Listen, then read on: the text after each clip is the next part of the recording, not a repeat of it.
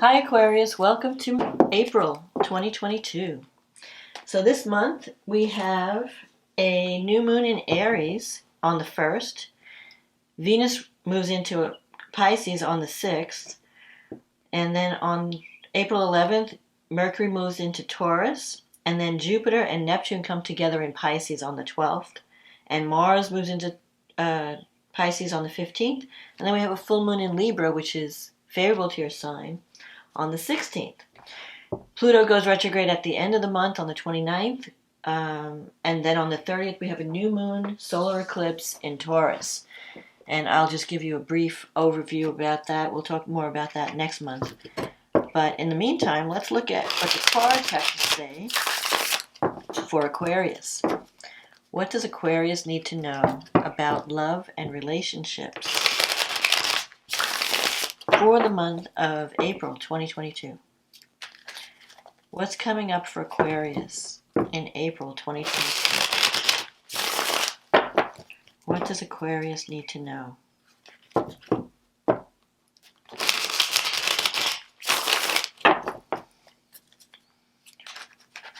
What does Aquarius need to know about love and relationships in April 2022? Okay, let's see what we get.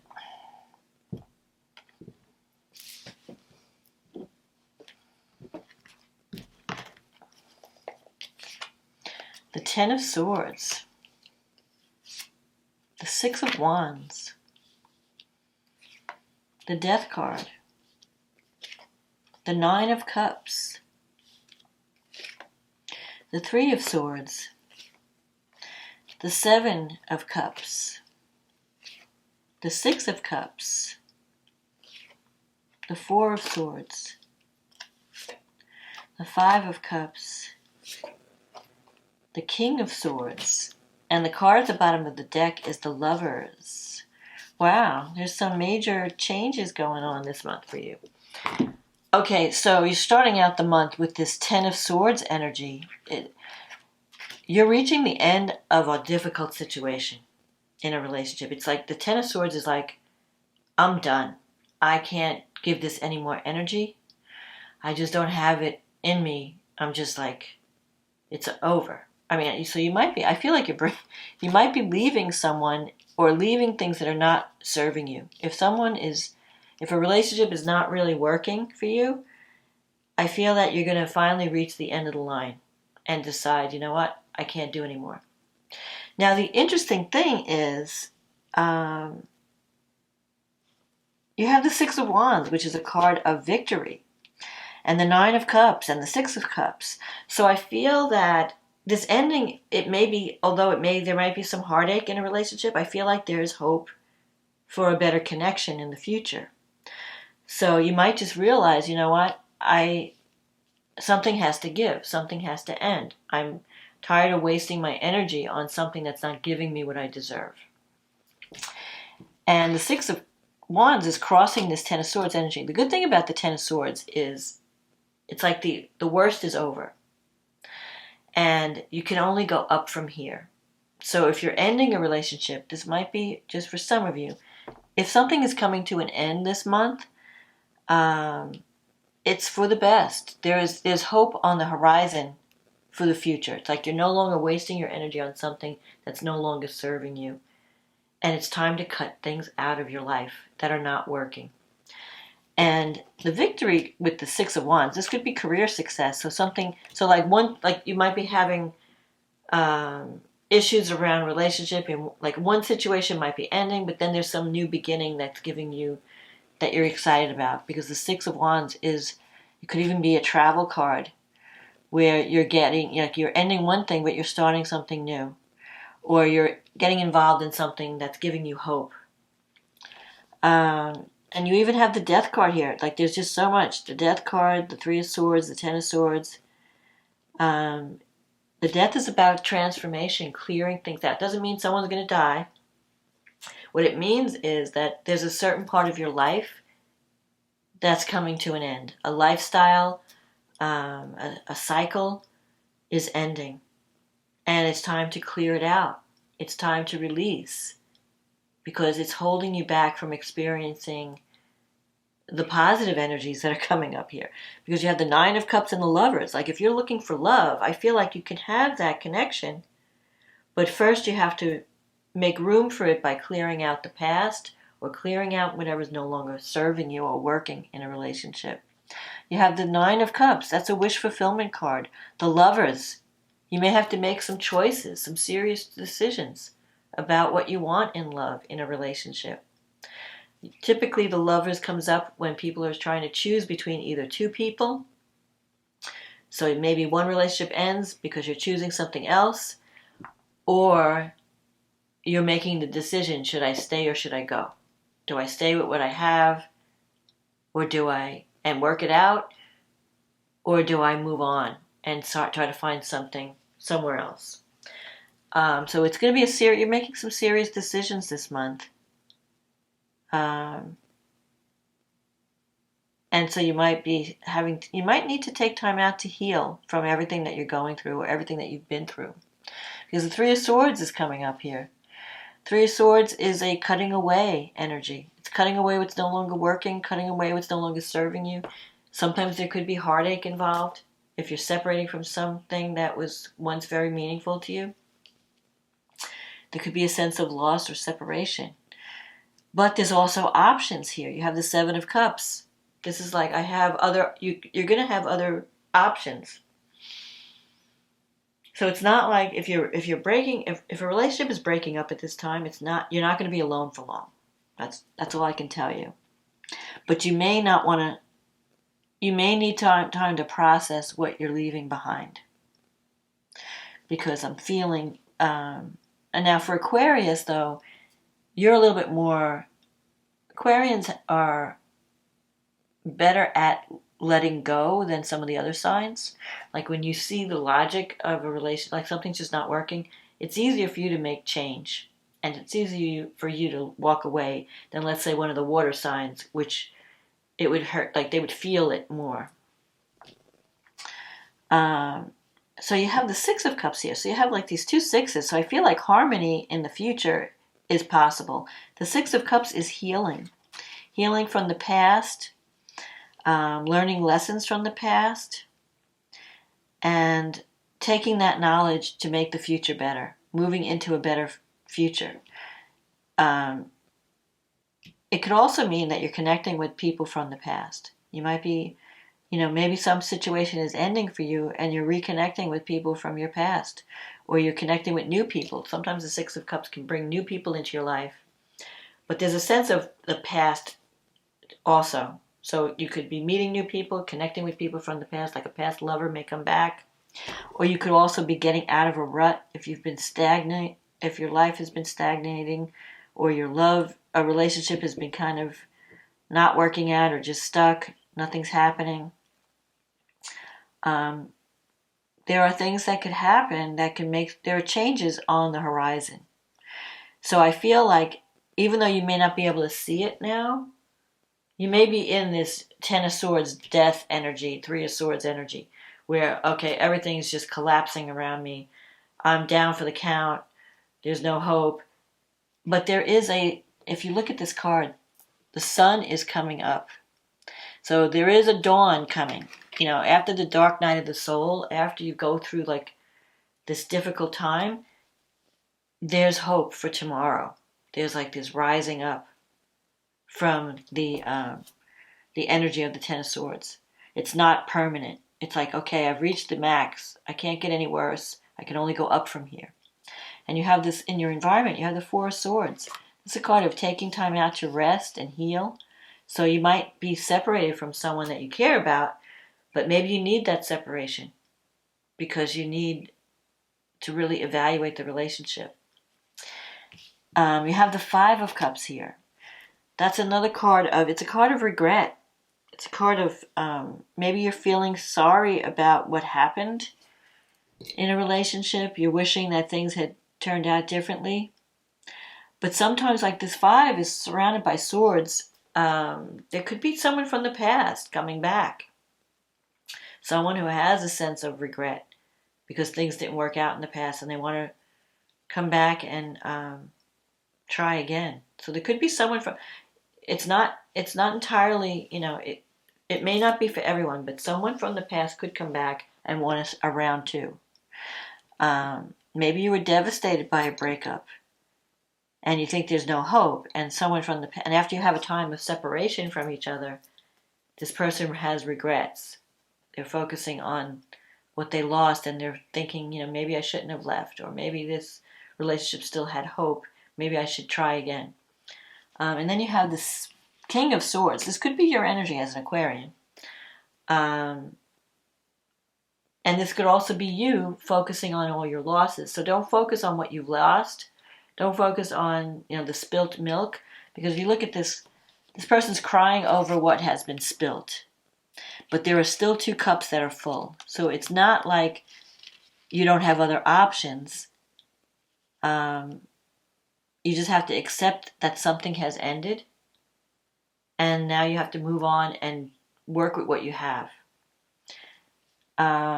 You could be healing from some past hurt or from some past relationship that ended. Now, the King of Swords is about discrimination. It's about trying to separate what's real from what's not real. Trying to make decisions based on logic, like following your head, not your heart. It could also represent someone coming into your life. King of Swords can be another air sign like you, someone who's a little bit seems emotionally unavailable. Like they're not the warm and fuzzy type. They're more like you could have great conversations with them, great intellectual connection, but they're not too comfortable with their emotions. So that could be you or the other person that's coming in. But I feel, though, it's really weird energy because I'm seeing like something is ending. But then I'm also seeing the 9 of Cups, which is the wish fulfillment, and the Lovers. So there could be, maybe it's not a final ending, maybe it's just a temporary ending. And you're just taking time out to evaluate the relationship. And then after you've evaluated it, then there might be hope for a reconciliation down the road. The Lovers is a strong connection. And the 6 of Cups can bring someone from the past back, but it's in your negative thinking sector. So maybe you're doubting that you can fix this. I think you want to fix it, but maybe you're not sure how to go about it. So I don't know. I wouldn't dwell on the negative or what you've lost. I would focus on what can I do now with what I have.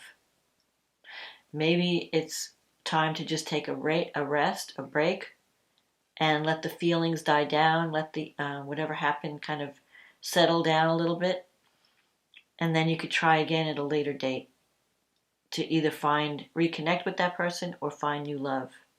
But I feel like the future is going to be brighter. Even though whatever you're experiencing now might be difficult, the future will be brighter. And you can find a love that will be right for you. A strong love, because the Lovers is 2 people that are like almost a soulmate connection. So let's see what the angel cards have to say. And there could even be a new person coming in that's going to be a better fit for you, for some of you. But you have to get past, you have to heal from the sorrow and the loss of a relationship. Where I think you're realizing, like, I just can't do this anymore. I'm done. It's over. But it's not like, you're never going to love again. I guess that's my message. There will be opportunities coming in the future. You may or may not want them. You might not be ready for them. But there will be other people that are that you could connect with in a loving way. Okay. Prayer. Dear guardian angel, to you I pray.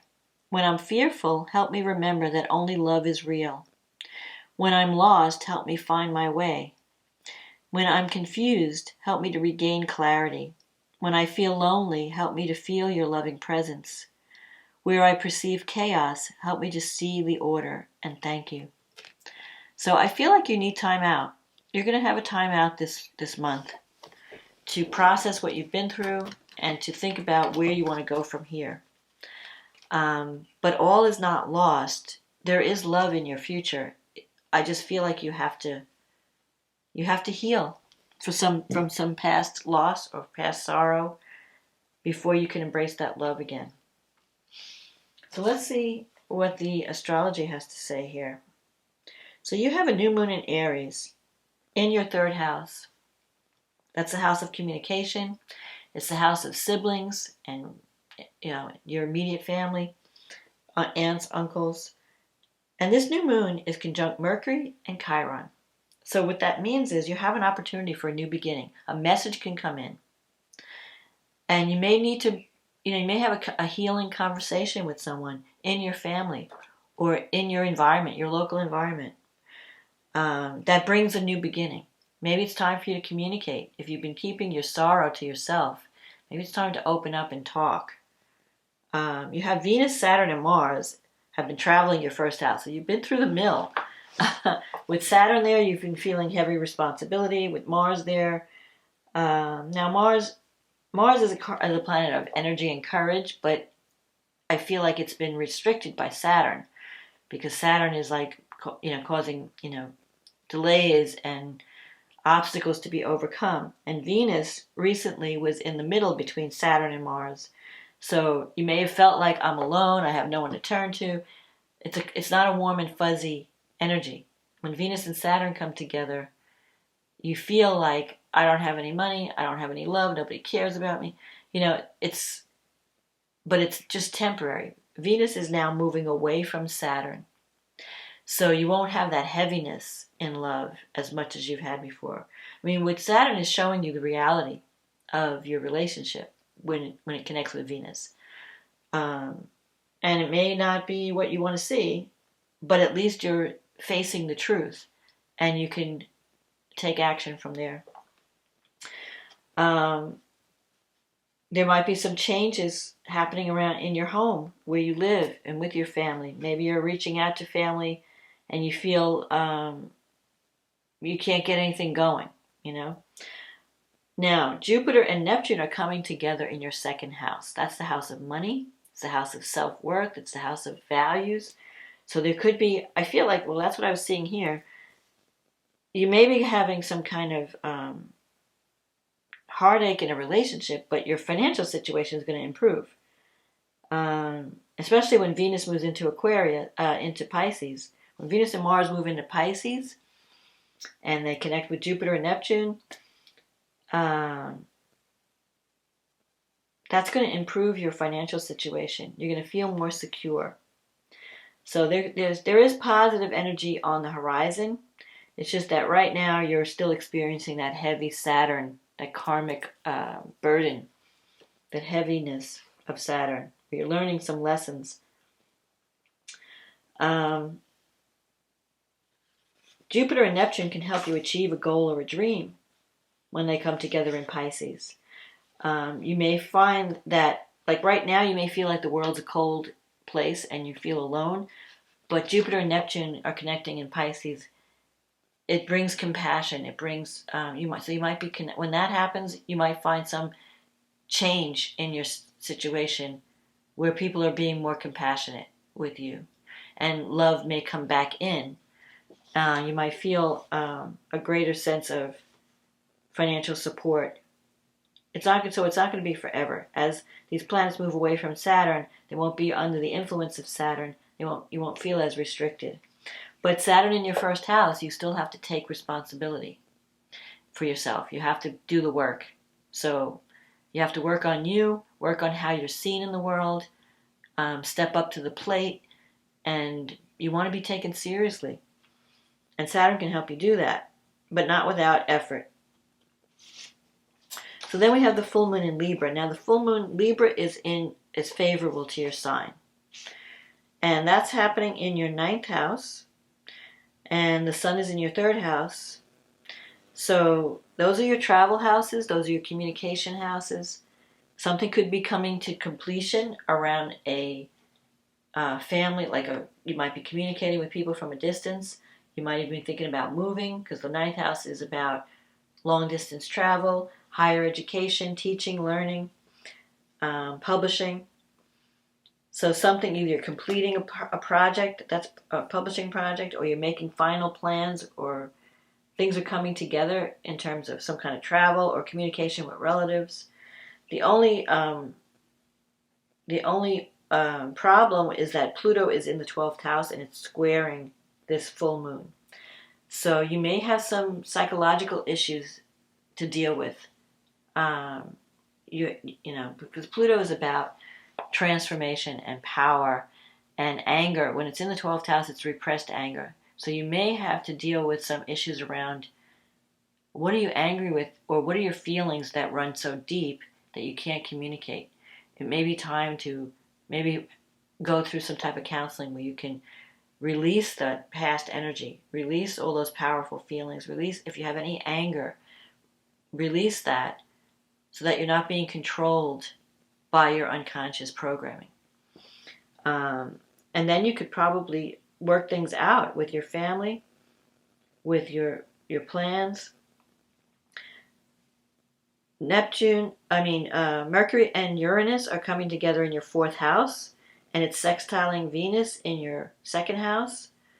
At this point, Venus is connecting with Jupiter and Neptune, so something really positive could happen around the time of this full moon. You might get a message. 4th house has to do with family matters. You might have a chance to move. You might be moving suddenly. Maybe a message comes in from a family member, or when you have a new opportunity to create a new home for yourself. And someone is helping you out financially, like the money comes in and you can make a change. I think at the beginning of the month you may feel strapped financially, but toward the middle of the month you may feel things open up and things get more positive. Pluto goes retrograde at the end of the month, so it's in your 12th house, so you may have to rethink some issues around. The 12th house has to do with everything that's hidden, subconscious issues, hospitals, prisons, places where people are confined. It could also represent hidden enemies, but it also represents where we self-sabotage, our hidden, like everyone can see. It's kind of like our blind spots. It represents the blind spot, like behavioral patterns that you can't see, that everybody else can see, but you don't see how you're affecting others. So it's like you really have to look deep. Pluto represents going down deep and becoming reborn, transforming. So something has to die so that something else can be born on the ashes.